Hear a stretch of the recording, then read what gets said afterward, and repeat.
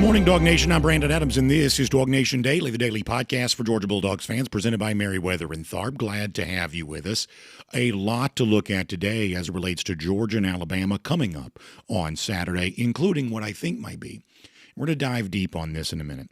A little bit of a deeper look than normal at, I think, an underrated part of Kirby Smart's coaching brilliance, if you want to use a word like that. You almost hate to make it sound, more than it is, but obviously, we would think he's the best coach in college football. But some of what makes Kirby Smart a very good coach is not always obvious to the naked eye. We're going to look deep on that today, and we're going to give you some praise coming from the Alabama side on just how much they respect Kirby Smart. I believe you'll like that. Terrence Edwards stops by today, too. Georgia maybe has some good news on the injury front. We'll tell you about that. And injuries in a roundabout way have also created a little bit of a controversy around the SEC here this week, too. We will tell you more information about that. But the big thing is we're getting ready for Georgia-Alabama on Saturday, and we could not be more excited. So what do you say we get it cranked up?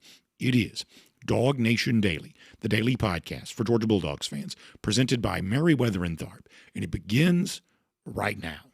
Today's episode of DawgNation Daily is brought to you by Merriweather and Tharp, your source for Georgia divorce. Find them online at georgiadivorceteam.com. Presented by DawgNation.com, this is DawgNation Daily, the daily podcast for Georgia Bulldogs fans. Here's your host, Brandon Adams. A lot of you know I've been dealing with some voice issues, and I don't want to belabor the point, but I will tell you what I hate most about the issue that I'm dealing with is that, and this is a bad analogy, but I can't think of a better way to say it. Sometimes when people have work done on their face, and, people do that for different reasons, of course, but it sort of makes them look like they have the same look on their face, this sort of look of surprise, and they can't really be happy or sad. They're always just appearing to be mildly surprised about everything. That's the only look their face is capable of making, it seems like in some cases. I feel like right now that's what my voice is kind of like, and hopefully it's not too annoying and irritating for you. If it is, I'm truly deeply sorry. But what I dislike about it the most is that this is right now kind of the only gear I have. I sound a little bit like Batman, I guess. I don't have the voice inflection that reflects what is in my soul, genuine excitement about the game against Alabama on Saturday. Like, I'm over the moon excited about this game, and I would love to come in here and be my normal.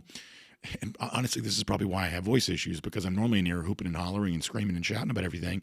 Can't really quite do that right now.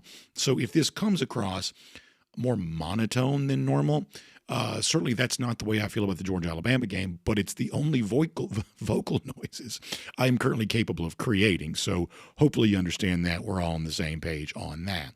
In fact, let me begin with something that makes me very excited here for a moment. And transparently, this is for a handful of reasons. We like it when Alabama fans have to sit and squirm and listen to some of their own talk about how good Georgia is or talk about how good Kirby Smart is. Example of that off the top, I saw some Georgia fans sharing this. You all know the guy. His name's Lee Ringo. Don't know him personally. He's just everywhere on X all the time. He put this video out of, I guess it's Trent Richardson, A.J. McCarron, the former Alabama running back, former Alabama quarterback, on a podcast together, and in a way that you got to imagine not every Alabama fan likes. Richardson and McCarron, too. You got to say, at least like a lot of Alabama players, not that great in the NFL, but at least in the college ranks, you have to count them among the all-time greats for the program. Both Richardson and McCarron together forced to acknowledge that Kirby Smart, the best coach in college football right now, and that greatness of Smart as a coach was even evident for them when they themselves were Alabama players. This is praise for Kirby coming from the other side. He's the best in the country. Yeah, he's the best in the country. I've seen it. I've been in the same room. I've seen him make adjustments on a run. When they come out that room, when the coaches get done talking, he's the first person you hear coming out that doggone locker room. Coming into the locker room. That's the first person you hear, and he's always getting us riled up. And I mean, he get us riled up on the offensive side, and we can just hear what he's saying on the defensive side. Just hearing his presence. So to think about it, man, to me, it's going to be an exciting game. Do we lose? Yes. So there you go.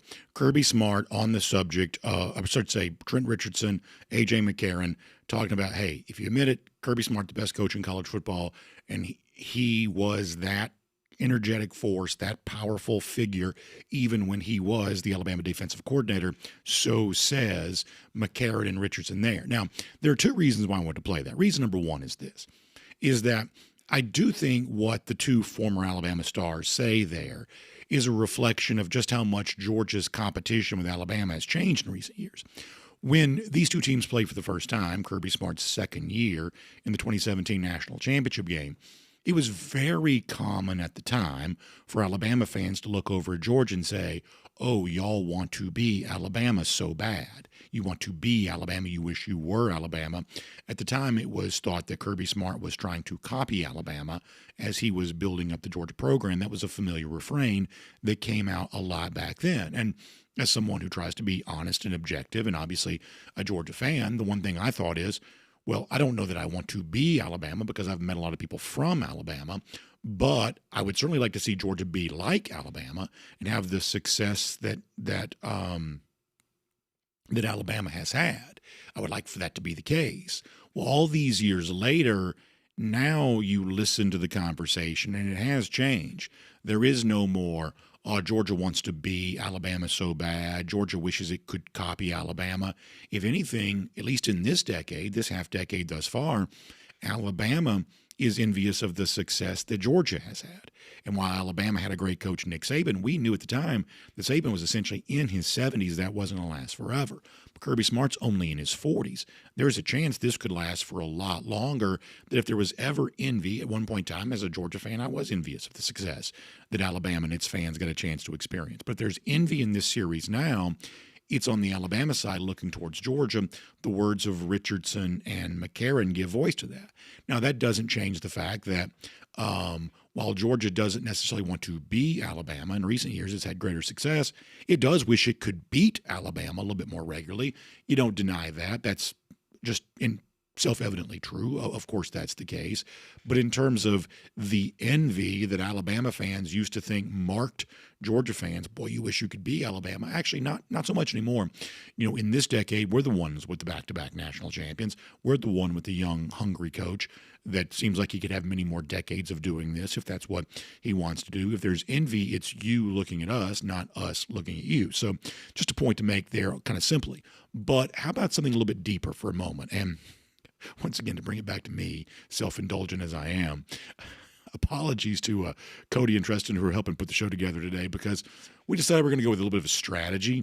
Since I can't speak as freely as I typically do, we're going to let others speak on the show a lot, which means we're about to play like 1,000 clips for you. So to those who helped us get these ready today as a way of allowing me to have little breaks from speaking every now and then, I certainly appreciate that. But in light of both Richardson and McCarron saying what they said, Kirby Smart's the best coach. Can we dive deep for a moment? And I think this will be interesting if you'll stick with me. Can we dive deep for a moment and talk about what it is, perhaps not always recognized, often unseen element of what it is that makes Kirby Smart the best coach in college football? Because there are some things we think we know about Kirby that define that. But the actual truth may be deeper than that, and some of that, I believe, has been on display this week as Georgia gets ready for what everybody's acknowledged, including within the Georgia program, is a game slightly bigger than normal against Alabama coming up on Saturday. Let me let you hear the words of Oscar Delp here for a moment, because when it comes to the greatness of Kirby Smart, as Delp would say and did say this week, some of that is put on display by the level of preparation that he makes sure that Georgia goes through to get ready for these kinds of games. This is what Oscar Delp said just a couple of days ago. At Georgia, I mean, we win games on Tuesday and Wednesday and Thursday. I mean, just the way we practice very physical, and that's what we like to. That's what we do here. I mean, you practice how you play. So that's just how it's been here. And, Kirby kind of shows the younger guys that, and so do the older guys. And, when I came in as a freshman, I had to get taught that by the older guys and just kind of pass it down. And I think like a week like this, we had the bye week last week. I mean, we practiced last week. We got after it. We were able to recover a little bit. But, I mean, it's just it's another game preparation for us. We treat every game the same, and Tuesday's a physical day, Wednesday's a physical day, and you practice how you play. So we just everyone goes out there and practices their hardest, and it's what shows up on Saturday. So if I were to ask you, hey, what makes Kirby Smart a great coach? Many of you who follow this closely would say something pretty similar to what Oscar Delp just said there. It's about the preparation and the challenge to be as physical and as tough as you can be. And if you do that every single day during the week, then it's just a natural force of habit to come out there and do that on Saturday. That's what Kirby Smart has been about. And to an extent, that is obviously true. But have you ever heard the phrase that if the only thing you have is a hammer, then every problem looks like a nail? That there's a way of, well, if your coaching style is leaning into the push for physicality and how tough can you be, sometimes that's the only thing you have. And there is a way to dial that intensity up, maybe too much. And it's not just me who might say that. It's actually Kirby Smart himself who's also said that. And boy, there's a lot of talk this week, including the story we made reference of yesterday of 10 years on the job for Kirby Smart going into year 10. How has he changed as a coach? How is he more mature? Well, maybe we see an example of that playing out before our eyes as Georgia gets ready for this monumental game against Alabama. Oscar Delp says it. Boy, nobody works harder on Tuesday and Wednesday so that we can be ready for Saturday. And that's true, but there's also some nuance to that preparation, as Kirby Smart himself said this week. Listen here, very interesting words coming from Kirby Smart.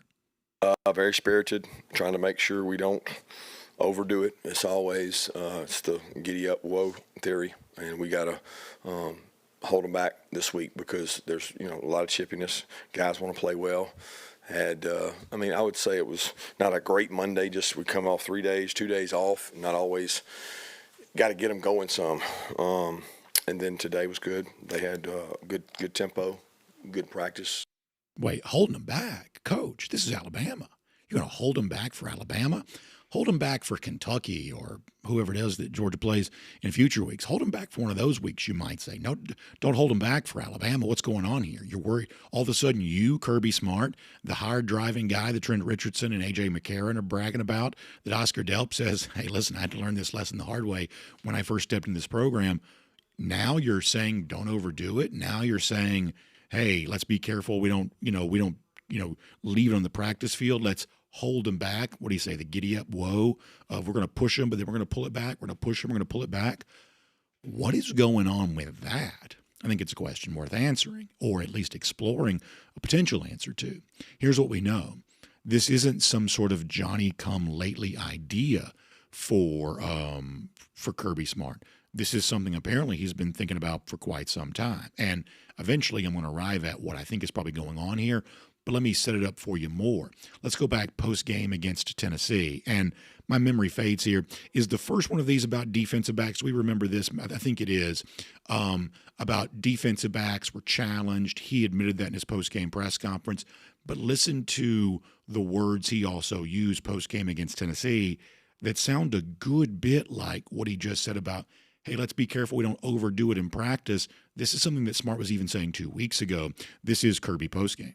Look, that's a hard game to prep for. We worked the hell out of our guys to get ready for that game and probably overworked those guys. It came down to things that we didn't not execute. We got beat over top or didn't make a play. And it's frustrating because I thought that we would play better defense. As I told you, I can't really put voice inflection together so you won't detect my sarcasm, but I feel the need to ask, has Kirby Smart gone soft? All of a sudden he's worried about working his players too hard in practice? Doesn't want to overdo it? Wants to hold them back?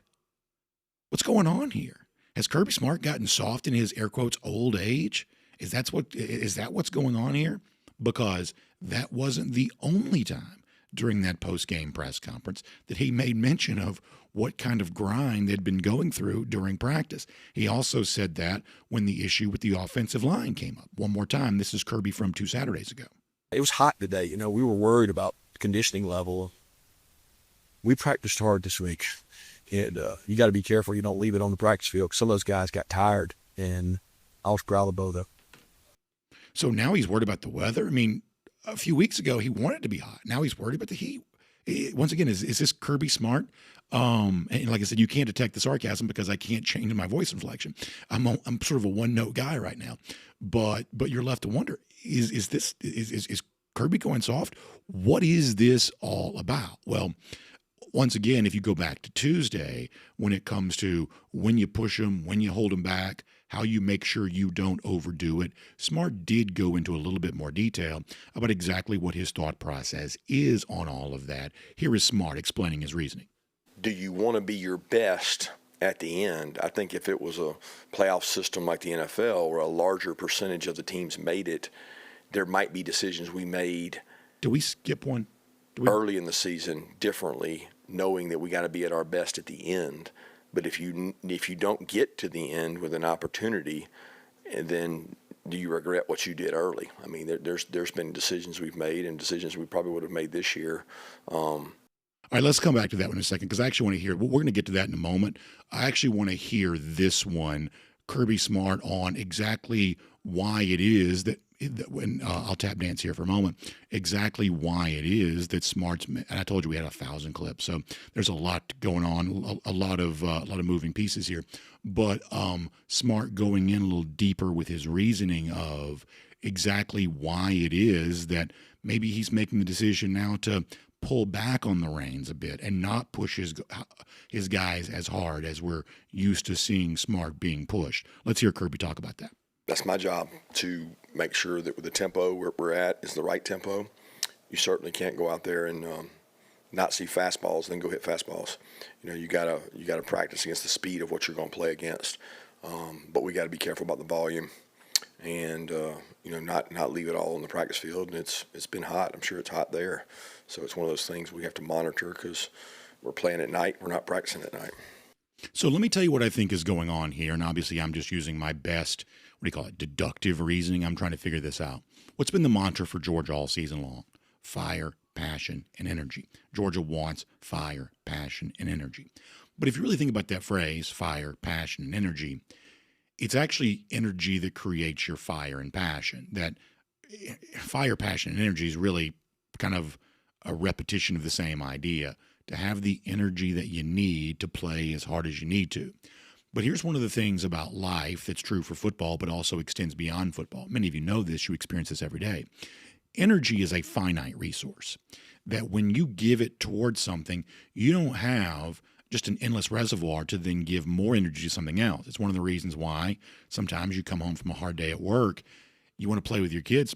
Sometimes it's just hard to do that. You don't have the energy to do it. Nothing more important to you than your kids, but you've given your energy over to something else.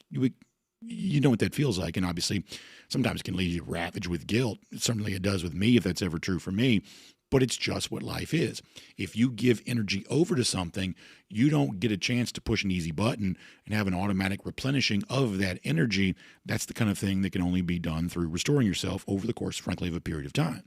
So if Kirby Smart wants fire, passion, and energy, I think there has been a lot of thinking, I believe, going on internally of, well, how do we make sure we have enough of that when it really matters most? And obviously, I think that just the natural wisdom that you have when you do the same job now for going on 10 years, or when you have a little bit of life experience, you've lived a little longer, I think you realize, we got to be careful that we don't give our energy over to something else so that we don't have enough of that on the field for Saturdays. And honestly, I think when Georgia, once again, this is my best guess, I think when Georgia goes back and does its own self-scouting of maybe what did not go well a year ago, as we've said before, whatever problems Georgia had in 2024 were always about more than just one person, more than just one player. I think this is an example of it. I don't know, if I'm being candid, that Georgia necessarily went out there and put it on the line in the biggest games as much as it needed to, the way we've come to expect Georgia doing that in the past. I think that's some of what the fire, passion, and energy talk has been about. And so making sure you have a tank full of energy to be ready for the moments that really matter, I do think that's something internally that Georgia's thinking a lot about. Because as Kirby Smart also explained on Tuesday, the schedule is not quite the way it would have been maybe during the BCS era when, hey, you'll take the loss early and then hopefully you're playing well at the end. And whether it be poll voters back then or committee members now, they're going to judge you by how you're playing at the end of the season. The truth is, the most important games you play are actually spread out across the season. And there are just a handful of games where you have to try to find a way to be at your best, where the fire, passion, and energy has to be burning brightest. And frankly, while Smart would never admit this, there are also a couple of games along the way where, hey, if it's a lackluster performance against Austin Peay, in the grand scheme of things, to be honest, who really cares? But on Saturday, you got to have the tank filled up, and that's the way the schedule has worked for the last couple of years, the way that it's going to work in the future, and Kirby Smart once again talked about that too. Do you want to be your best at the end? I think if it was a playoff system like the NFL where a larger percentage of the teams made it, there might be decisions we made early in the season differently, knowing that we got to be at our best at the end. But if you don't get to the end with an opportunity, then do you regret what you did early? I mean, there's been decisions we've made and decisions we probably would have made this year if all that mattered was, win the games at the end. But the games in the beginning have just as much value as the games at the end, and you can't put yourself in a position where you don't have your best players on the field, and sometimes that takes time. So let me sum this all up this way. Former Alabama guys say Kirby Smart's the best coach. We think that he is. Looking deeply at what makes him great, we obviously know the push in the past for physicality and for toughness and for laying it all on the line in the practice field every day and then coming out and playing that same way. Of course, that's been a hallmark of Kirby's greatness and Georgia's greatness as it reflects the teaching points that Kirby has made famous. And yet there is also something to be said for, but on Saturday, you need more energy than the typical game. There are just a handful of games on the Georgia schedule where if you are at your best for those Saturdays, then you have a chance to make this a special season. And you can't ask for like 110% effort every single week. It's just probably not possible. We even saw this in Georgia's last championship season in 2022, where it's 49-0 against Oregon, blowout against South Carolina, took a little bit of a dip, built back up for Tennessee, dipped down a little bit after that, back up for the run through the postseason. And no one would ever acknowledge this, but it almost seemed like somebody behind the scenes is turning the volume up and down depending on the intensity and the importance of the game. Well, if that was ever true in the past, this is one of those days on Saturday. You need fire, passion, energy. You need that knob turned all the way to 10. And practicing how you play, as Oscar Delp said, is really important. But making sure you got a little extra juice left over to really turn it on the field come Saturday night, that's important too. And based on Kirby Smart's own words, it sounds like that is exactly what he's preparing to do. My name's Brandon Adams, and this is DawgNation Daily, the daily podcast for Georgia Bulldogs fans, presented today by Merriweather and Tharp. What a thrill it is to have you with us, no matter how you get to us: video, 10 a.m. radio, Athens Sports Radio 960, the Ref Podcast, wherever you find them, including the world-famous DawgNation.com. We are just really happy to have you with us here today. As we told you, I'm going to be gone on Monday, going to see whatever's going on with me and seeing if I can still do this or not. We're going to go find that out on Monday. So we're going to power through today, tomorrow. We'll see you this weekend in Athens, and then after that, who knows? We'll see. But glad that you are with us here today for it. And big thanks to our friends at Merriweather and Tharp who make it all possible. Your source for Georgia divorce. And boy, I don't like divorce. I probably like that even less than I like a bad voice situation. But I do know it's a real thing. And I'm glad that Merriweather and Tharp is there for those who are dealing with that. We say it all the time that Merriweather and Tharp is your source for Georgia divorce. That means wherever you are in the state, there's probably a Merriweather and Tharp attorney and an office close to you. There's an office now, for instance, in Columbus. And this is one of those things where when Merriweather and Tharp is working in these communities, these are attorneys that are entrenched in these communities. They know the court system. They know the lay of the land. They know what the local community is like. These are local folks working in this local community. So if that's where you live, that's who you want to work with. So I'm going to ask you one more time to find their website. It's GeorgiaDivorceTeam.com. That is GeorgiaDivorceTeam.com. Merriweather and Tharp is your source for Georgia divorce. All right, Terrence Edwards coming up in just a moment. Looking forward to speaking with him. Prior to that, though, let's go around the doghouse, and it's presented today by our friends at Daytona Beach. Terrence has also reached out to say he needs that link, so we'll get that sent to him. But as we go around the doghouse, presented by Daytona Beach here today, I want to give you what may be some good news for Georgia on the injury front, getting ahead of Saturday, too, here. A first availability report came out yesterday. And by the way, before the show's done, we're going to talk about a certain controversy as relates to the SEC and its availability reports. A certain coach, probably not surprised as to which one, getting a little bit of hot water over this. We'll give you that here coming up in a moment. But as far as the Georgia availability report, good news for perhaps what's not listed on here. Let me show you this on the screen just for a moment. Now, we'll start with Ernest Green being listed as doubtful. We're not surprised to see that. We told you weeks ago that people who know medical stuff better than I do were leading us to believe that in all likelihood, Green was far more injured than folks probably realized, that he was just really banged up. And he's working to make that not be true. But for right now, may not be a huge help for Georgia until he's healthier. By the way, Alabama getting a little healthier too. You see Tim Keenan there listed as probable for this game on Saturday. That's the defensive lineman who's also been battling something now for quite some time. So it looks like Alabama may also be getting Miller, the running back, sounds like too, getting a little healthier here at the right time for them. But the point is, while we're not surprised to see that news as it relates to Ernest Green, what was a pleasant surprise to many of us is that right now Juan Gaston's not listed at all. That means not only is he probable, he's just available. He's going to play. His availability for the game for Saturday is not in question. Now, I don't necessarily know that means he's going to start. Dontrell Glover, who is fully healthy and been playing, seems like he's doing pretty well at right guard right now. We have speculated, well, maybe that if Glover's doing that, then maybe that gives Gaston a chance at tackle. But as we've also talked about, this would be a very big game to have two freshmen starting on the right side of your defensive line, even if it's two guys like Glover and Gaston, who we think are both really good. That would just be a pretty tricky thing to do. It seems like in the spot duty that he's played in, Bo Hughley has played pretty well. John Stinchcomb on Monday, the terrific former Georgia offensive tackle, the All-American Super Bowl champion, he said that Hughley would probably be his guy for right now. I believe, obviously I'm going to lean on John and trust his expertise. I believe that John is probably both right with his prediction on that, and I think his analysis is probably spot on too. I believe that Hughley will likely start, and I believe that Glover will likely start at right guard. I believe, though, that Gaston is going to play, and maybe he plays at both positions. This could be one of those things where the bigger Gaston is just better for running plays, and maybe the more experienced, slightly smaller Hughley is better in pass protection. You obviously can't make it that simple because then you become as predictable as the Atlanta Falcons offense has been with its pistol and shotgun. You don't want to do that, but you do get the sense that, boy, I like Juan in the game if we're doing this, and I like Hughley in the game if we're doing that. So in some form or fashion, that's what Georgia's going to have to figure out.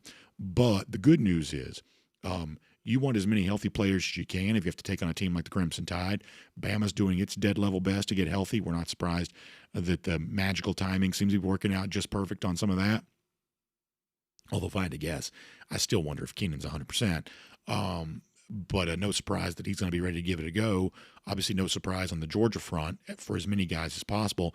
That's the case, too, including getting Juan Gaston back. So between Glover, Gaston, and Hughley, I think you'll see that rotation a pretty good bit on Saturday in some form or fashion. And then, as they did against Tennessee, and as Kirby Smart alluded to in one of the clips we played before, when it finally gets to go time for the crunch time of the game, you just got to figure out which five you want to roll with. They made that decision against Tennessee, and it worked. In some form or fashion, they'll probably do that again against Alabama on Saturday. And that is Around the Doghouse. It's presented today by our friends at Daytona Beach. And, of course, you love them.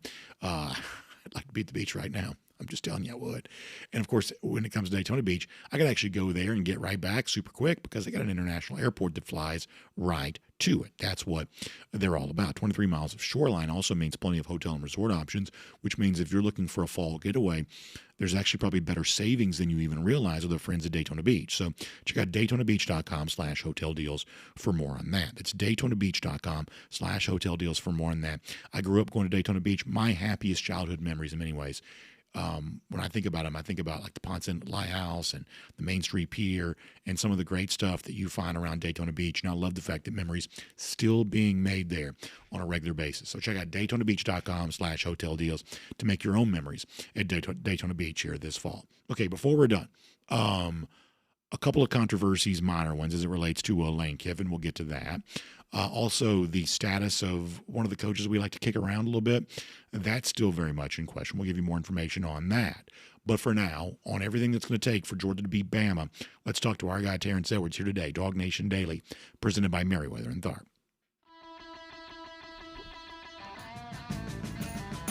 From Athens and across the SEC or wherever the recruiting trail may lead, here's a DawgNation.com insider. Say hello to Terrence Edwards. Terrence, my apologies for my voice quality, but I'm glad to have you as a part of our show here today. Let me begin where I just was. When it comes to Juan Gaston's status, it's a freshman offensive lineman. You're probably already starting one freshman when it comes to Dontrell Glover, but you still want healthy guys. Gaston, we believe, is one of Georgia's 5 best. We think that Ernest Green's a very good one. He's healthy too. For now, seems like he probably isn't. So in some form or fashion, it seems like Georgia's getting ready to go to battle right side of the offensive line on Saturday with Glover, with Gaston, and in some form or fashion, probably Bo Hughley too. How do you feel about that to help try to solve what was, for Georgia, even in a win, a pretty significant problem against Tennessee?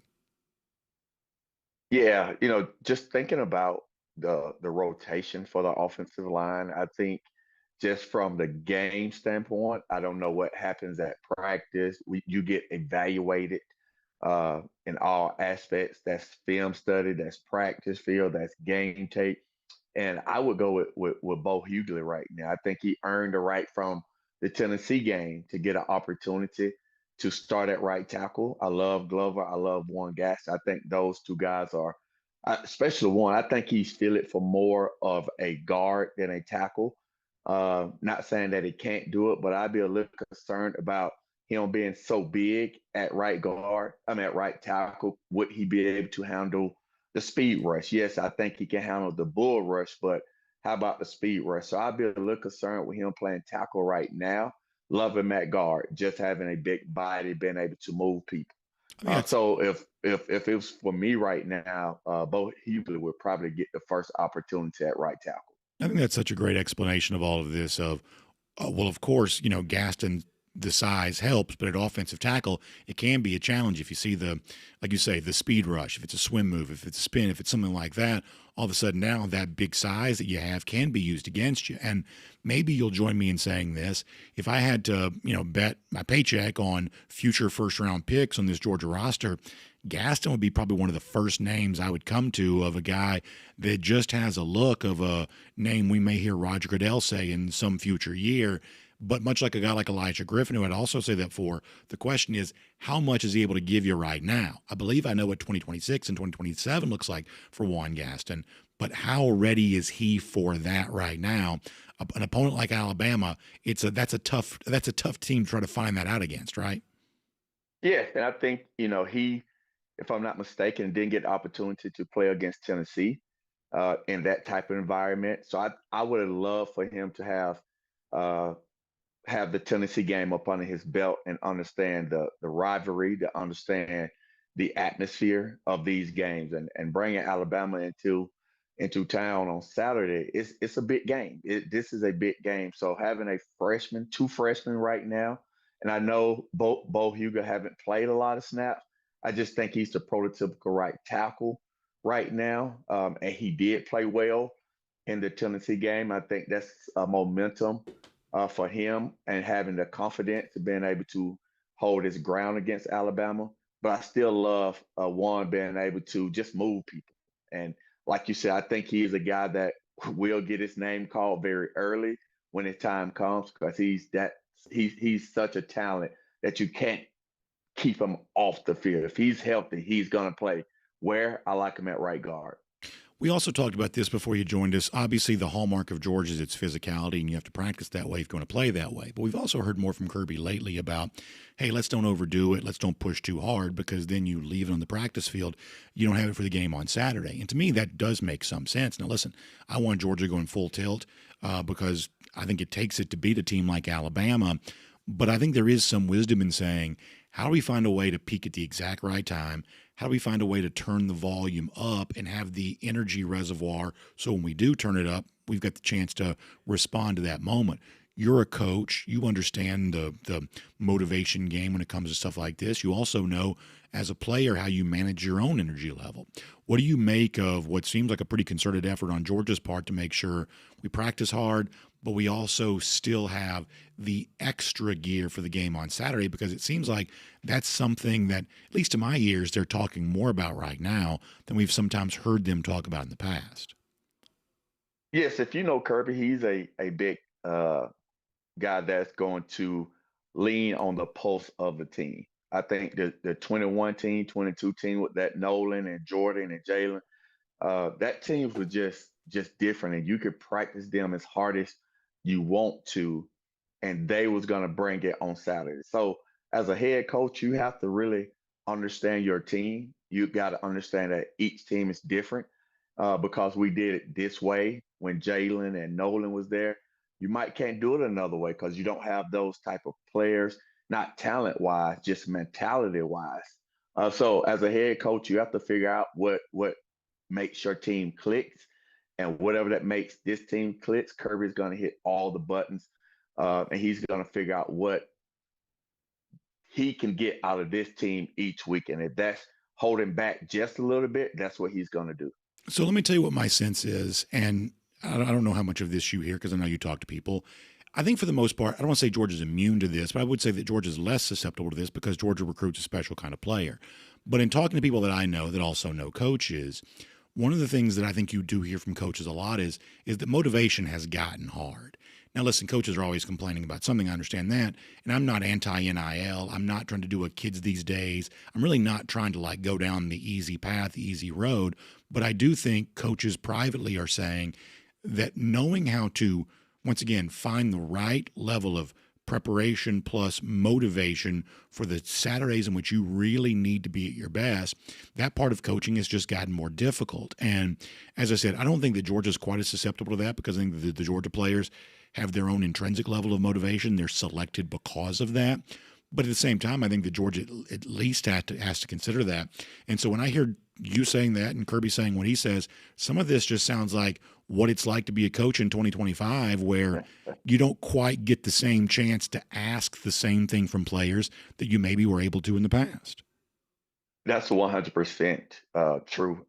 I just think you have to coach a little different because now players with the transfer portal more than NIL, I think you have to coach a little bit different because if you coach them hard and they believe that they could go to another place without any penalties and jump into the portal to get you away when, okay, you don't want me to play, you coach me hard, I just get in the portal, go to another spot. I think that's more the issue than NIL. If I just get up and leave without any penalties and play for another team next year, then that's what I'm going to do if I don't like my situation. If Kirby coaching me too hard, or any coach is coaching me too hard, if they saying stuff that I don't like, they're not playing me enough, whatever your reason may be, I think with the ability to jump in the portal without any consequence is the reason you can't coach them the way you used to, more than the NIL. Let me finish with this. We really have not this week talked very much about the Georgia offense, at least in terms of the passing attack. We did talk running game the other day. It was obviously a great day for Georgia through the air against Tennessee. Gunner played very well. Wide receiver stepped up. How much of that do you think Georgia can kind of keep going against Alabama? I think it's a day in which you got to run the ball well, you got to play defense, but at the same time, you want your playmakers stepping up through the air too. You really want as much success as you can get to beat a team like this one. I expect to be a close, hard-fought game. So since we haven't talked about it very much, how much do you think the Georgia passing attack can just keep right on going because it obviously had a very good day against Tennessee 2 weeks ago? I just think you, as an offense, as an offensive player, you got to put your best players in position to succeed, whatever that may be. If we go in and have to throw the ball for 300 yards or rush for it 200, whatever the formula is for success to win this game, that's what we have to lean on. I think Garner's going to have to play very well. I think the receiver's going to have to step up when their number is called. And offensive line, we got to be able to pass protect, number one. I think that was some of the issues against Tennessee where Bo had to come in and play. So the number one focus for me is not the receivers and it's not the quarterback. Is can we pass protect for 4 quarters? Can we give Gunner time enough to go through his progressions? Can we give those receiver time enough to get down the field in their routes? So that's going to be what I'm looking for. We understand what Alabama brings to the table. So now I'm putting the ball on the offensive line court, and if they play well, then Gunner is going to be able to do his thing along with all the other skill players. Terrence, great stuff. Always appreciate your analysis. It's always spot on. We also love the work you're doing out there with folks every day at your program. Mount Vernon, you're a great coach there, but you're also an individual coach to so many players too, whether it be tackle football that we always talk about, flag football is growing like leaps and bounds with girls in Georgia here too, and you're working with all of them. So if people want to find out more about you online with the Terrence Edwards Wide Receiver Academy, how can they do so? Yeah, on all media platforms, you can find me at Terrence Edwards Wide Receiver Academy. Terrence, thanks so much. I appreciate it. Enjoy the weekend. Let's take a look around the rest of the league. This is SEC Through. Yeah, I think right there you hear Terrence as a coach, and I think the wisdom that he has. Listen, I know what it's like to try to work with guys. I understand what coaches are challenged with, and knowing how to turn that up and turn that down has just become, I think, kind of the nature of what college football is all about. And in some respects, the NFL has been that way for a while, too. The NFL does not practice nearly as hard on a week-in, week-out basis as college football does. So this may be another example of how college football is looking a little bit more like maybe the NFL. That said, let's get ready to go cruising around the SEC, courtesy of Royal Caribbean. Let's get you ready for what I hope is a great vacation sometime coming up in the very near future on Star of the Seas. I get so excited about this.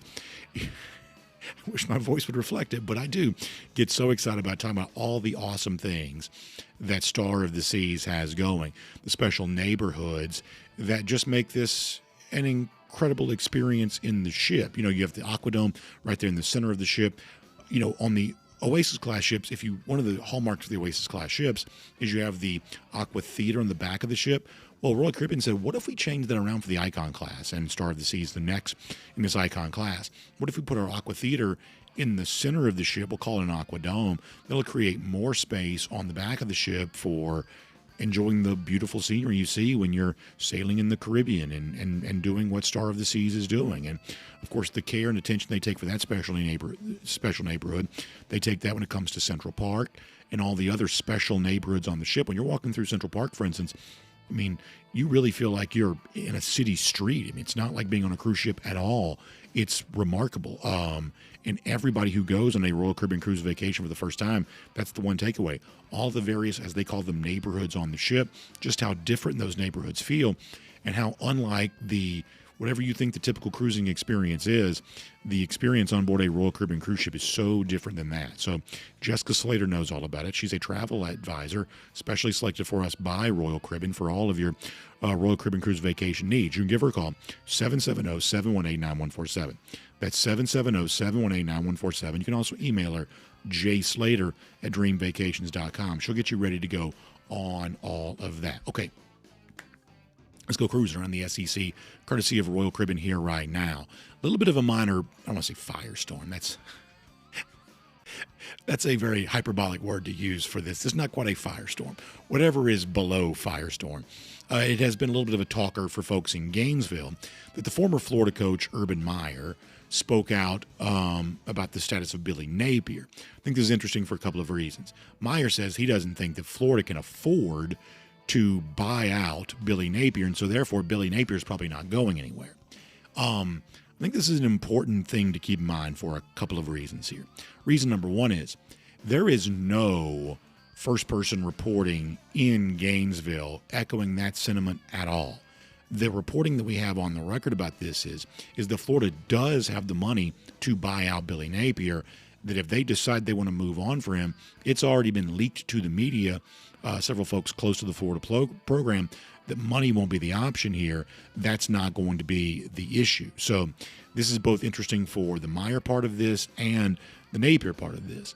This is apparently just Meyer, based on the reporting that we have out there, just kind of making it up as he goes along, which is what a lot of people do on podcasts anyway, I guess.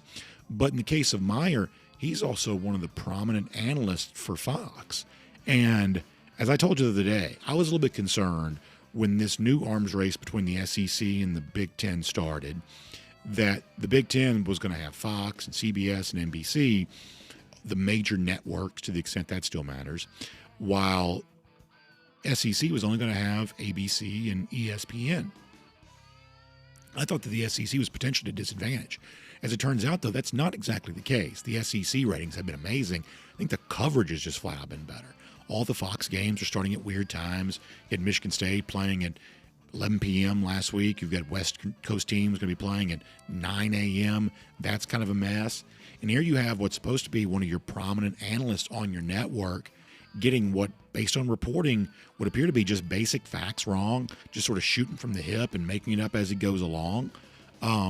It's not quite what you would expect for a guy that has a pretty prominent place on the big noon Saturday show, but that's apparently what Meyer's doing here. Can't help but notice that. As far as the Napier part of this goes, look, everything about college football with its calendar has been accelerated. Transfer portal, recruiting, all of it's been essentially moved up, which means that the coaching carousel is going to move up too. And we've got programs that are beginning their coaching search. They're at least announcing that their job is open, which means candidates are lining up for it. I don't think that Florida is going to be sitting and waiting on this the moment they decide they really do want to move on from Napier. I don't think they will. And oftentimes what really keeps a coach in place is not always the buyout, because magically that money always seems to be found because you have to have a good coach. Sometimes it's just the desire to save face, and whoever it was that hired the coach doesn't want to admit they made a mistake with the coach that they hired. But because the coaching carousel is always so accelerated, more so than other jobs and other fields, you're going to have bad coaching hires. You just are. If you think it's time to fire a guy, it probably is. And for Florida, we'll see if they've really arrived at that conclusion. As we've said before, if Napier is gone, very good chance, I think, that the athletic director, Scott Strickland, could be too. It is a messy situation for Florida. We, of course, love every minute of that. It's also a little bit messy this week when the SEC announced its new 9-game schedule format and the 3, what they're now calling annual opponents for SEC teams.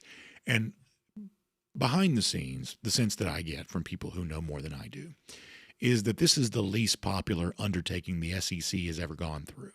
That in the Mike's Live and Roy Kramer era, even in the early days of Greg Sankey probably, decisions that were made in the SEC were almost always made unanimously. Everyone was in agreement on the best course of action because there was a certain, homogeneity, how you say that word? There was a certain sameness to the SEC schools. They were all in the same region. They all had similar backgrounds. There was a lot of uniformity of thought when it comes to the SEC. That's not nearly as true anymore. It's a much larger league with a lot more disparate viewpoints within the constituency. And so the divide of should we stay at 8, should we go at 9 was, I'm led to believe, a very real divide. And some teams, when they see their annual opponents, are not very happy about this, including Lane Kiffin speaking out of, why are we playing Oklahoma every year? We have no history with Oklahoma, which is obviously true. There's no Ole Miss Oklahoma history longstanding for certain. But honestly, even though I'm the most pro-SEC guy in the world, and I think it's ludicrous the way in which it's been reported that the SEC somehow had to go to 9 games to make their schedules tougher, when numerically, to the extent you care about those advanced metrics and things like that, the SEC is already playing the toughest schedule in the country. And by the way, something you'll never hear reported, and it's interesting that it's not, but the silence to you should be deafening. The fact that the SEC has essentially dominated non-conference play among Power 4 opponents thus far this season, but somehow still the SEC needs to go to a 9-game schedule in order to validate, its approach to deciding who should be in the college football playoff. We think that's ludicrous. We've said so out loud many times. Maybe why I don't have a voice is because I've screamed so loudly about that. But that said, I just can't with these SEC coaches who are constantly whining about who they have to play. Like, so help me, these coaches, I would say, with all due respect, seem to want their lives to be easier than their multi-million-dollar salaries suggest they should be. I'm sorry you have to play tough teams. I'm sorry you have to take losses. I'm sorry you have pressure to win. I'm sorry that the SEC is as rough and tumble and tough as it is. Those are the breaks. That's life. And I do think while it's ludicrous to complain about the SEC having only had an 8-game conference schedule, the extent to which coaches seem to be fighting and scratching and clawing about their teams playing tough opponents, the sorts of games that fans want to see, I have a very low tolerance for that kind of thing. Now, one more thing on Lane Kiffin to kind of wrap it up with, and I'm going to be semi-quick about this, but I do think it's sort of interesting. So you know that Austin Simmons, the Ole Miss starting quarterback, at the beginning of the season, has been hurt. Did play briefly the other day, but was not listed on the availability report at all. And this has sort of led to some questions to Lane Kiffin of, well, how is it that this guy we think is probably hurt was not even listed at all on the availability report?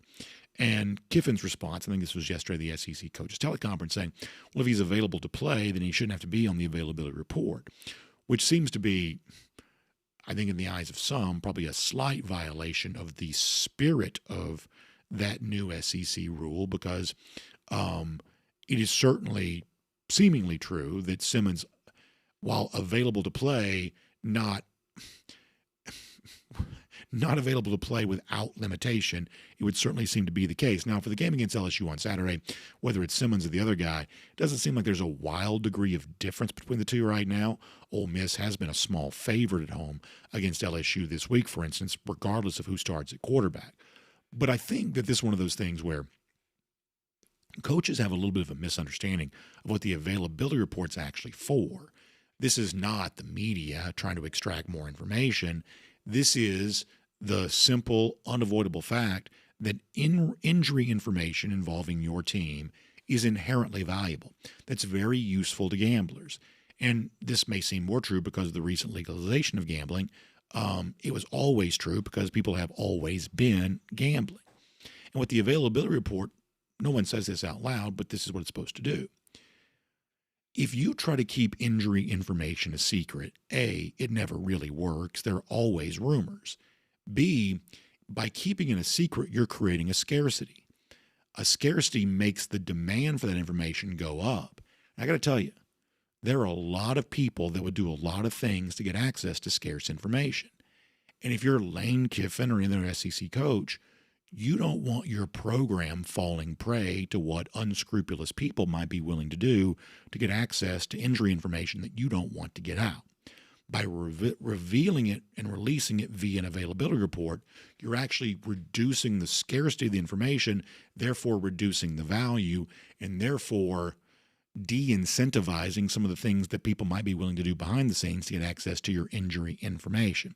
It's the same thing with coaches' press conferences. It always amazes me how few coaches seem to understand the actual reason they do press conferences. If Taylor Swift walked up and down, we're in Midtown Atlanta to do the show, if she walked up and down the street, she wouldn't be able to do so because access to her is so scarce that the throngs of humanity would just surround her. But while coaches and players are pretty famous, when they walk the streets, typically they don't get surrounded in the same way. They're, for the most part, at least in my eyes, for the most part, kind of left alone. Because while they're really, really famous, hearing from them is not a particularly scarce thing. They do press conferences all the time.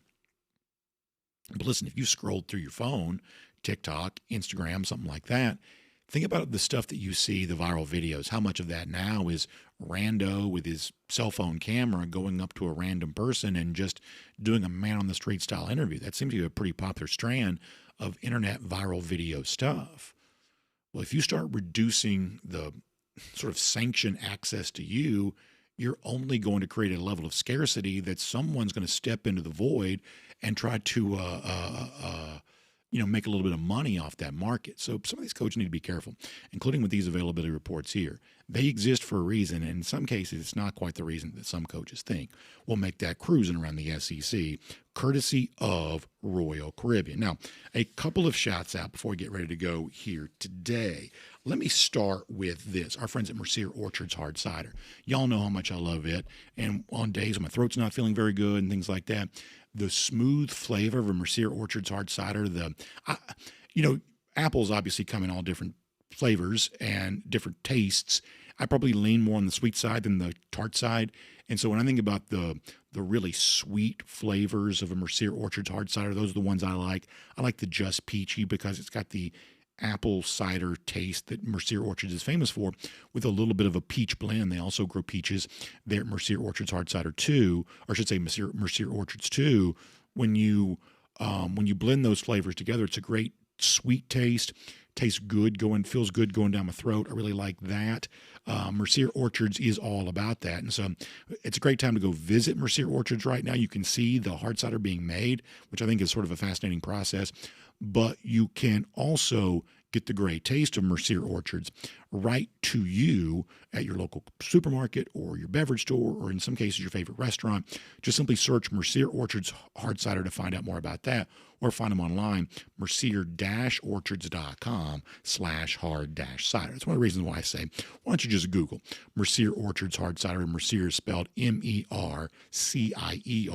You can learn all about it. We've had folks go up there and visit them. It's an awesome getaway. Fall weekend's a great time to do that. It is apple picking season right now, so you can enjoy all of that. Also, you're enjoying a little Mercier Orchards hard cider around the house. How about you enjoy that in your brand new spa, courtesy of our friends at Georgia Spa Company? These are folks that are doing amazing work here right now. The industry-leading brands that you love. If you're looking to make this improvement to your home, you probably know about hot spring spas or Caldera spas or endless pools, Tylo saunas, and so much more. They are all about that, and they're going to be able to, whatever you want to put in your house and create that awesome experience for your home, to really make your home feel like a resort. They're able to do that for you. Friendly expert staff are going to be a spa guru provided for you that can kind of walk you through all of the options that are available for you. They'll deliver it, they'll install it, and they'll service it themselves, whether it's a spa, a sauna, or anything in between. They've served over 35,000 customers. They've got more than 4,500 five-star reviews. That's what they're all about. So they've also got 7 locations across North Georgia. Check them out. You can find out more online. It's georgiaspacompany.com. That is georgiaspacompany.com for more information on that. And as we say goodbye to you here today, let's do so with a golden shoe. As we told you, man, I'm ready for Saturday. You may have heard, I guess it was Alan Thomas on our friends at 960 The Ref revealing this for the first time, that every fan in the stadium on Saturday, speaking of Taylor Swift, a la Taylor Swift and her concerts, going to get the bracelet that coordinates with the stadium lights. So it, as our buddy Robin Barkalot, frequent Golden Shoe winner, writes in, it's going to be a light-up Sanford Stadium experience unlike any before to #BeatBama. Yeah, we're all about that, and that's exactly what Robin's graphic looks like. It says, "Welcome to Sanford Stadium," fireworks going off the background, all of the glowing lights in the stadium. Looks awesome. He says, "Beat the pachyderms." That's right, fancy word for elephants, and that's exactly what Georgia's going to do. It's going to stomp them on Saturday. At least we hope so. Very good stuff from Robin. We'll give him a golden shoe for that. Also, lousy, stinking Gators. Long time since Florida's beaten Georgia, about 1,783 days. It's one of the reasons why Billy Napier's in the hot seat. That's how long it's been since that's happened. That's our Gatorade updater. We will see you tomorrow. DawgNation Daily, presented by Merriweather and Tharp. We'll look forward to talking to you then. And on video, time now for the R.S. Andrews Cool Down. R.S. Andrews, one you turn to for your air conditioning, heating, plumbing, electric needs. They show up on time. They do the work that's promised for the price that's promised. Appreciate all of your patience with things just being not quite the same around here. Much to my chagrin, but I tell you this, I'm thankful to have great folks who help us put the show together each and every day. No one better than our guy Cody Chavins. By the way, later on, we'll see that big hype video drop for the game on Saturday. This one's a special one. I've already seen a little taste of it. It's going to be really, really good. Cody's done a great job on that, and he also does a great job on the cool down. Cody, I will let you take it from here. Thank you so much. I appreciate it, BA. I thought this was the part where you yell at me for screwing up the clips earlier, but I told folks, and I meant this so it's like one of those things of, I think about the people that help us do the show, and every now and then I'm like, I should probably do this, I should probably do that, and do this. Then eventually you look at the list, and it's like 92 clips. It's like, oh gosh, the poor people that have to help us get this show on the air. The fact that we have so many moving parts around here. So I am eternally grateful for it, and of course, very much appreciative of you too. Yeah, no problem. It's good to get in there. To me, that's one of those things that even if I wasn't working here, I'd be getting on the YouTube channel. I like to hear it from the horse's mouth sometimes. I love our shows, don't get me wrong, but sometimes you just want to hear what Kirby had to say. And so I will hop on and just listen to press conferences there just to see, what he's saying and all the little details. There's a lot of little stuff in Kirby Smart press conferences that you don't pick up if you just hear the soundbite on the radio, or just even sometimes the sound bites on our show, because some of that stuff gets left on the cutting room floor. And it's the minutia that for really deep Dog fans they find the most interesting. Well, I would also say it gives additional context, too. It's one thing for me to make a point. Honestly, I do try to bring my own opinions to the show, but when you can bolster that, or in some cases it's counter that, because honestly, I'm, guilty of probably hyperbole or hot takes, or just frankly, I'm not always right.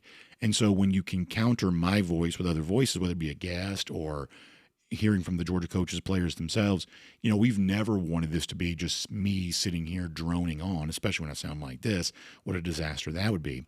But we've always wanted to have additional voices heard from, because honestly, I'd never tricked myself into thinking that I am the lone purveyor of Georgia football information. It's a big universe, a lot of ideas connected to Georgia football. I have my own point of view. That's why I want to do the show. But I want to make sure that my point of view is also countered by other perspectives, just to make sure we get the fullest, complete picture we possibly can. Yeah, it's that's why it's like we talked about yesterday on this cool down. Sometimes it's good to have Mike just piss you off. Sometimes you just want to hear all of that. So anyway, appreciate it, BA. Matt Rukavina saying, is BA going to go off like Bill O'Reilly? Well, do it live. Somebody brought up to me the Chris Berman rant from a few years ago. If you share me your favorite rant, those are a couple of good ones. Chris Berman, if you have not seen it, when people are ducking under his monitor, he cannot stand it. But Bill O'Reilly will do it live is great. Doghouse Lawn Care, what's that coming down the track? It is good. If you don't sound like BA by the end of Saturday's game, if you are going, then you have failed us all. You may need some honey on Sunday in your tea as well. Jonathan Aaron suggests that BA just needs to get back to cruising, and that's a good cruise. I feel like, used to hear like the guys, whether it was FDR, had to come to Warm Springs to get soothed, right? Maybe that's the thing that BA needs. He needs to go on a Royal Caribbean cruise, and it's that salt air that will heal him up. I'm sure he'll sell that to anybody who will listen. The Commander Cody Cooldown Handoff Show. Phil, appreciate you hanging with us, Philip Jordan Wells, watching on Facebook today. Let's take a look. There you go, Christy, going back to Doghouse Lawn Care. So when we get, I'm reading some of these there. Morning over here, Matt Rukavina. Hey, how are you? Brandon needs honey, lemon, and Jack Daniels, says Rambo. Works for cough. That is Grandpa's cough medicine, right? Taking a look, UGA. Bill Camacho says 2,204 days since the Dogs lost a home game. I was there for that last home game. What's crazy is you go back and look, and it was Thomas Brown was on that staff. Of course, it was Will Muschamp, who was the head coach over there. So many of those Georgia guys were a part of that South Carolina. Ugh, that was a rough day. There were a lot of folks talking about who would replace Lane Kiffin. I love that talk on here today. Kenny Dillingham, one of those names that popped up. People talking about Fran Brown. Would they go with that? I can guarantee you Florida will not be hiring a coach out of the Sun Belt this time around. UGA Marine, Kurt Signetti, another one mentioned right there. Silverfield, Schumann, probably a top candidate out there. Would be interesting to see if one of those guys went to Georgia's rival. Ultimately, I guess Alabama wasn't a true rival when Kirby went from Bama to Georgia. But this would be a true rival if Schumann were go to take over the Florida program. And I agree with you guys. Florida's got the ingredients, right? Like you're recruiting in the state of Florida. You're in the SEC. People are going to give you money to have all the things you need. It is one of those jobs that is sitting there. It just needs the right man at the helm to do it. Talking G Bama boy. Talking about Carson Beck against Florida last week. Also had the 3 interceptions last year against Florida, but ultimately he's beaten the Gators 3 times as a starting quarterback. When y'all click on a notification from the DawgNation app, the ads don't display correctly and won't allow you to see the actual article. Field Mob, we appreciate that kind of info. We will look into that. So that's on the DawgNation app. Got an issue with the ads. So I will pass that along. That is too techie for me. I appreciate it. Jerry Dogfan said, hope Cash Jones gets to start the fireworks a lot this Saturday night, referring to the viral video last year where it looked like Cash. So I always wanted that shot, right? But Georgia, UGA, they've got like 12 dudes filming the game and girls filming the game. So they've got every angle. That was a cross that was on the visitor sideline that was shot from to get the press box in the background and the suites in the background. I really wanted that shot, but I was on the other side when that touchdown was scored. But what a cool shot that was.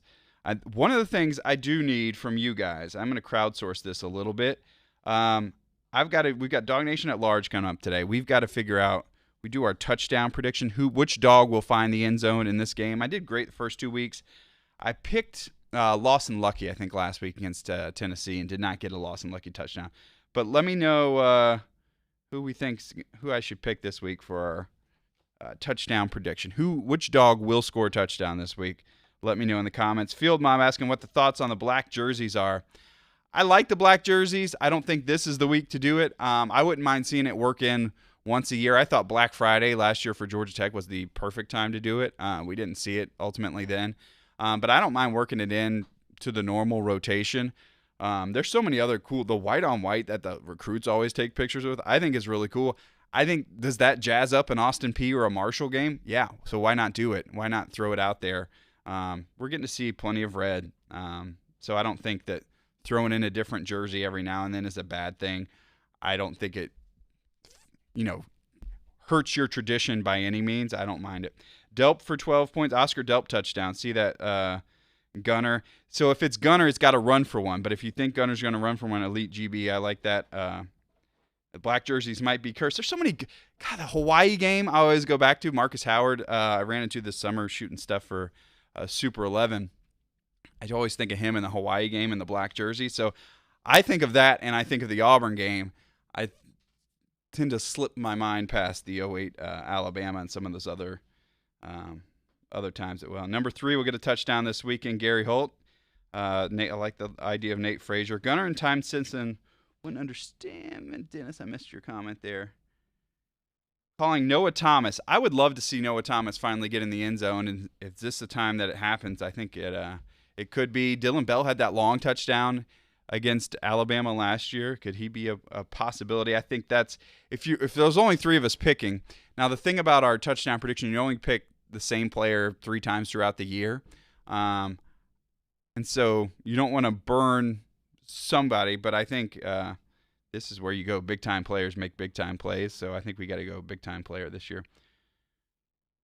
Bill Camacho says, yeah, Kirby's not going to do it with the jerseys. I think that's probably true. He does not sound.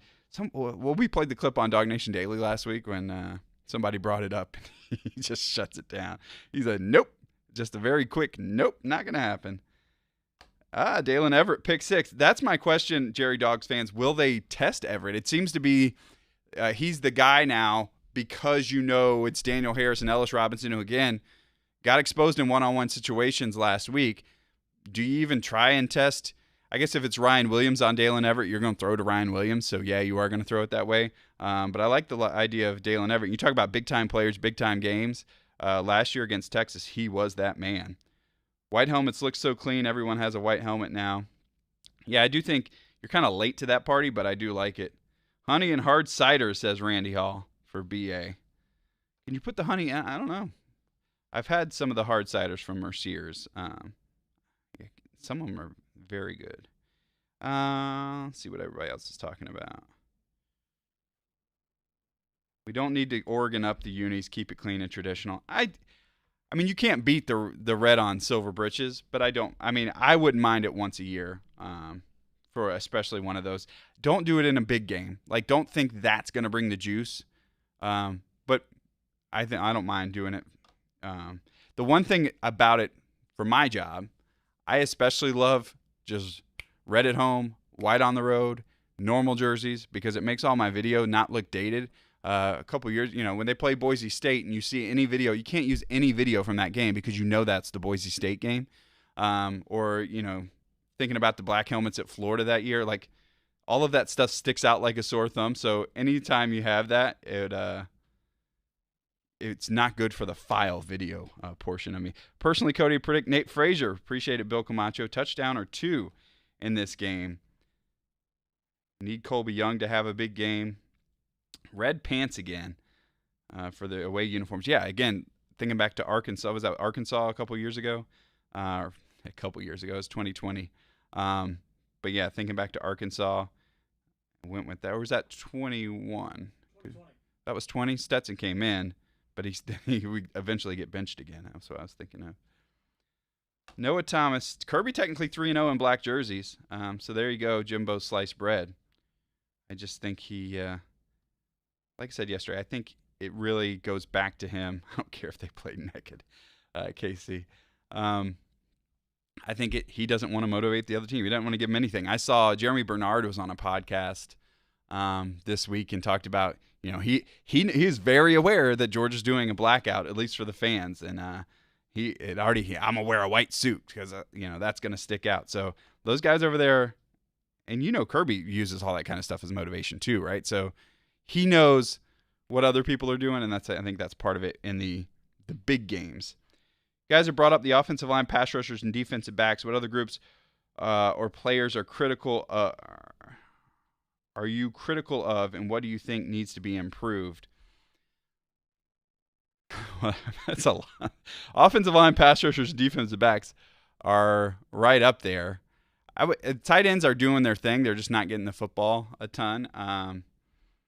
I think the wide receivers, I don't have an issue with the wide receivers so far this year, so I'm going through that group. Defensive line, I think we had very low expectations for the defensive line coming in, so I feel like they've been right there. Inside linebackers, same thing. We had high expectations, but I think we've gotten a solid play out of them. Safety group, they'll be tested this week as well. This, Ty Simpson, my mind goes back to the 17-17 from ULM. He's going to be a guy that's going to get the ball in the hands of people. You got to be able to tackle a little bit.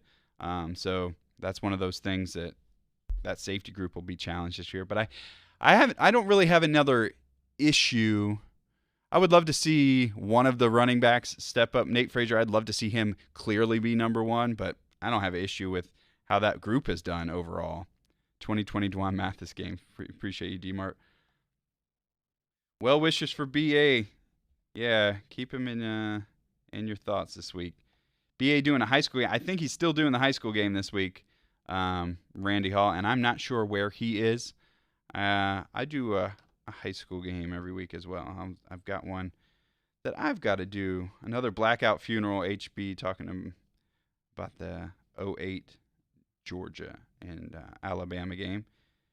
Nate Frazier hurt or something. It doesn't seem like he has the same power he did last year running the ball. Chef J. Boy, it didn't look like it on that overtime against Tennessee. He was certainly explosive there. I think watching, some of the stuff, it just looks like, and Kirby Smart has always said this, he's hitting the hole. He's going as fast as he can, and sometimes it's like you got to be patient and find the hole. I think it's more of that, something like that. Kirby Smart has always said he's got to be more patient with some of his runs is the impression I've gotten from Kirby over the years talking about him. Nothing like them red helmets, red jerseys shining under the lights. Yeah, I appreciate you, Brian Whitaker, on Facebook. I think people agree with that. Going with the over in the Ole Miss game since Lane said so. He's going to run it up if he can. With the freshman quarterback, it seems like it's Ole Miss, LSU. I can see that just being a back and forth kind of slugfest track meet kind of thing. I could see. We'll go with the over. He's going to pull out trick plays and all that kind of stuff to get to Ole Whit Weeks. Randy Hall, offensive and defensive player of the game. Let's go with offensive player of the game. If Georgia wins, it's going to be Gunner, right? Because he's going to have created with his legs. He's going to extend a drive or two on a third down. I would love to see that happen this week. He's going to throw a touchdown or two. So I would say Gunner's going to be it because you're going to have to. I'm not sure you're going to run it for 185 yards on Alabama this week. So the running back's going to be so split up with carry. If you get three guys with 60, that'd be great. But none of those is going to be, when you look at it backwards, offensive player of the game. Defensive player of the game. I think it's going to be whoever gets the turnover on defense. Somebody's going to have to get Alabama's first turnover of the year. Whoever does that will be your. So it could be a Dalen Everett. Is it a KJ coming up with another interception for the second week in a row? I think it's whoever gets that turnover this week. I would love for that to come in the way of a strip sack, but I'm going to say interception is probably more likely right there. Defensive player of the game, UGA Mauricio. It has to be defensive tackle or defensive end. Yeah, if it's Christian Miller getting in there and hitting Ty Simpson and knocking the ball loose, and that's the play of the game, I'll take it. entire side of the offensive line has been hurt. Yeah, that does hurt Nate Frazier as well when, you try to cut back and the other side's already crashing in. Don't abandon the run. I appreciate that, KC. Let these guys keep running the football, Bowen, and keep rolling in fresh bodies. I have no problem with that. I think Cash, it could be huge out of the backfield this week, something we hadn't seen a ton of. It's hard because the way Georgia's season started, we saw, and granted, they played guys into the second half of the Austin Peay game just with the way it went. But it just hadn't. You've had like one game. I feel like we've had one game to see what Georgia's about, and that's the Tennessee game. It's hard to really take too much from that first game. Yeah, with Scott Cochran, Savannah Bryan on DawgNation.com talking about the funeral comments that leaked out from practice. I can't believe that got out, but I guess it did. Lane Kiffin pulling for LSU. Yeah, we're free. All right, okay. Offensive player of the game, I say Young redeems himself. How about Colby Young? That would be great. You get 2 touchdowns from Colby on the day. Should put Zachariah Branch on defense and let him rush the quarterback. Every play, that dude's so fast. They got Zion Branch on defense. But, yeah, I mean, nobody seems to get their hands on him on offense. They're already playing special teams as well. Juan Gaston fumble recovery touchdown. Sorry, Nate, you fumbling. D. Nelly. Putting that out there. But that would be good if Juan Gaston was playing. Could be good if Juan Gaston's blocking downfield. So we'll take the silver lining of that comment.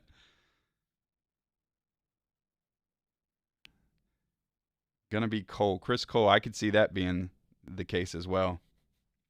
Getting after the quarterback. He can be all over the place. And he could be the guy that gets an interception as well at times. Defensive player will be C.J. Allen, says Gary Roach.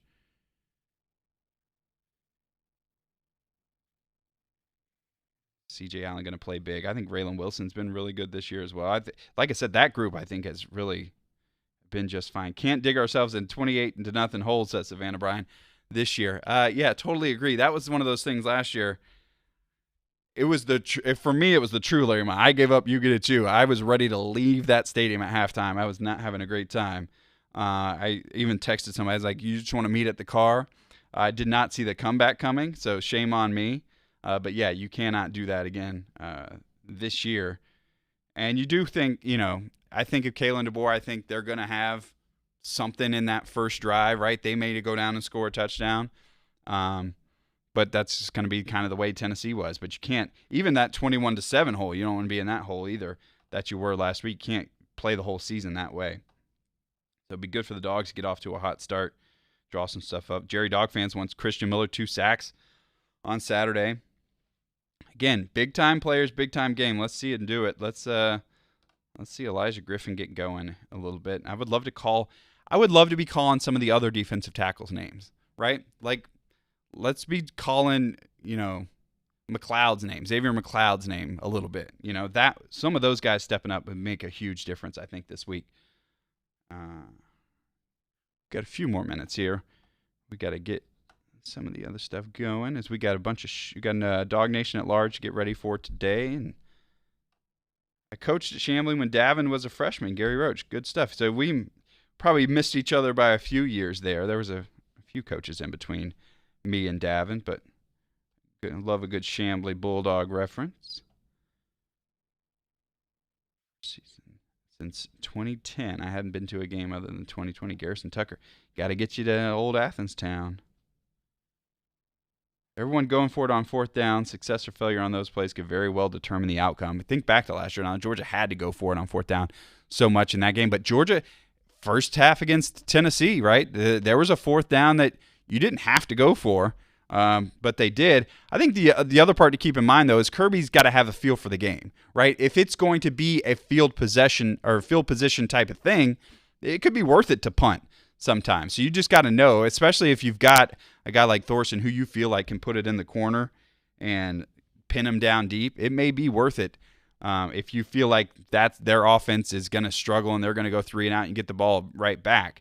So I do think a lot of times the stats are telling you to go, but it's a feel thing, and I think it's something that Kirby has had to, Brandon talked about on the show today how Kirby continues to develop.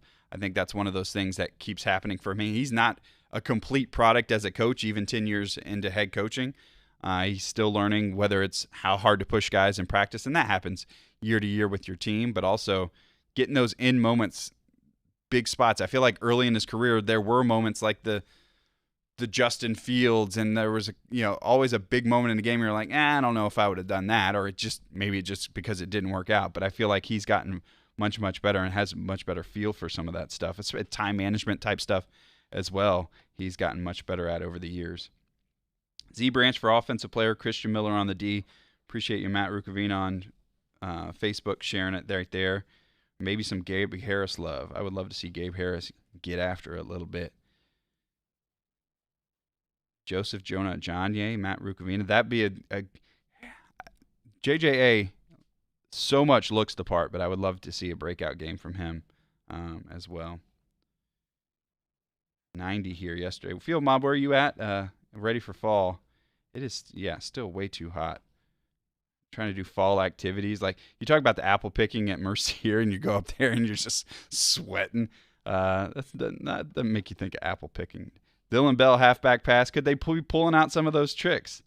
I would love to see something like that. Justin Williams, Spencer Clark, another guy. Are you in a stairwell? No. So normally this is a window to outside of our studio, and I'm just kind of in the corner of the control room right now. So there you go. And you can hear me sometimes because the microphone is, again, we're in the control room. JJ still learning the game, just 18 years old. Yeah, I think so. 90 and Ella J yesterday. That's Jeff Sintel territory, Christy. Ugh.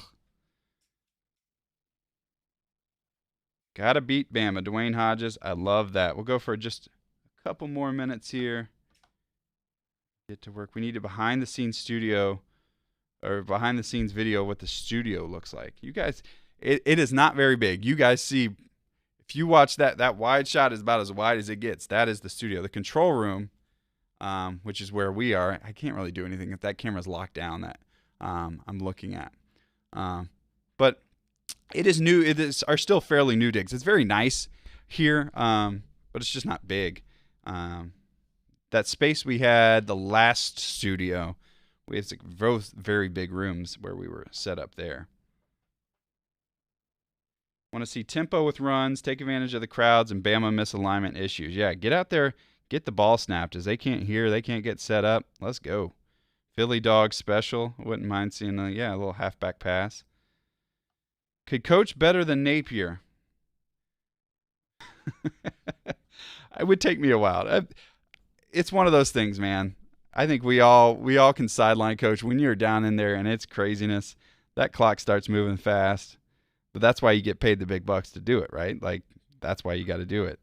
But yeah, I think it's one of those things.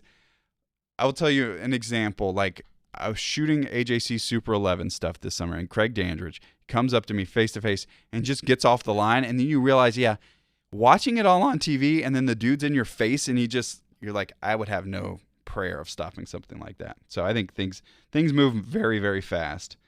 And the information is not always as, the replays and all that stuff when you're on field level. It's sometimes hard to see all that kind of stuff.